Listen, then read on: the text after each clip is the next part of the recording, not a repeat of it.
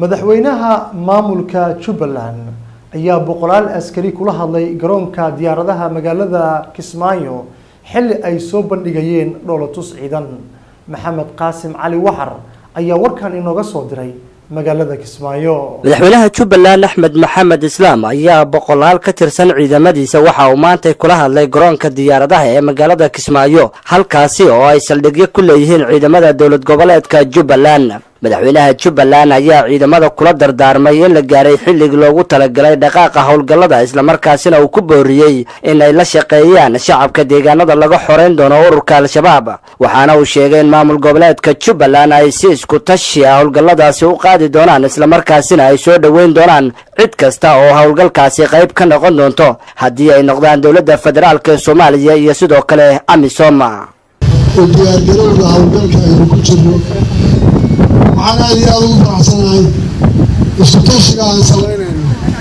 إذا أنا رجعنا عدنا علاقة الجلد ساي إن علاقة الجلد دونتو أما هم نقطة إذا كعود دونك سوالي أما هم نقطة كوا أمشون أما هم نقطة كوا كلا صاحب الله أو قالوا إنه هو بعان مدبنا يسوون إن علاقة الجلد هو كذا لكن معنا رجعنا إن استشهد سوينا نادينا إلى وعندي مسؤول الجلسة السباع بعضنا لكن أنا نفردي دون إن بدل إن أصير نفردنا لنا وحنسونا إن فلا ما نيجي قرب خلاص الغالية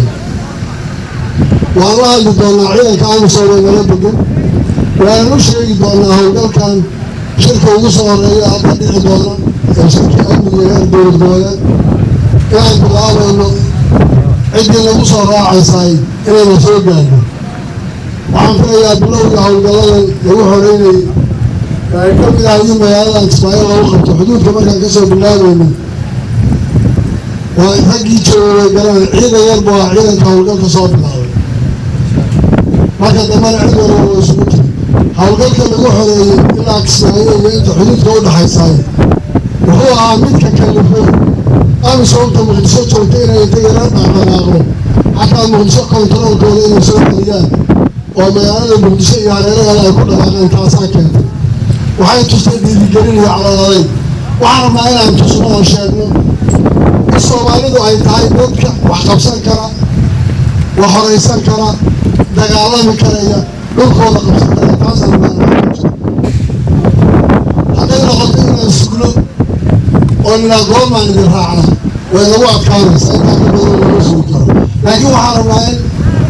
waan baxaynaa nasoo raacay noqoto ina noqonin waan raacaynaa baxa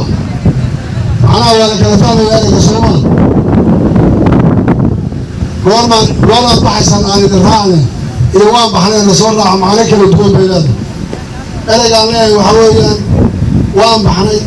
cidda nasoo raacaysa nasoo raaco taasaan leedahay. ciidanka xoogga dalka Soomaaliyeed iyo dowladda Soomaalida waxaan aad uga talinayaa waliba madaxda qaranka aan isku tashano, aan wax qabsano, aan inagu socono, waan gaari karaynaa waxaan doonayno. laakiin waxaad ogaataan biyo sacbadaada looga dhigaa hadday noqoto inaan sugno maalin walba yaanu horkacaya iyo yaana kaxaynaya way iska adkaanaysa. waxaan dii rajaynayaa tallaabo fiican, horumar leh, weji fiican dadkeena oo maanta aan fursada siino cadowga oo ka qaado insha Allah inaan midaas ay noo noqon doonto diina aan habeen iyo maalin isku tashano.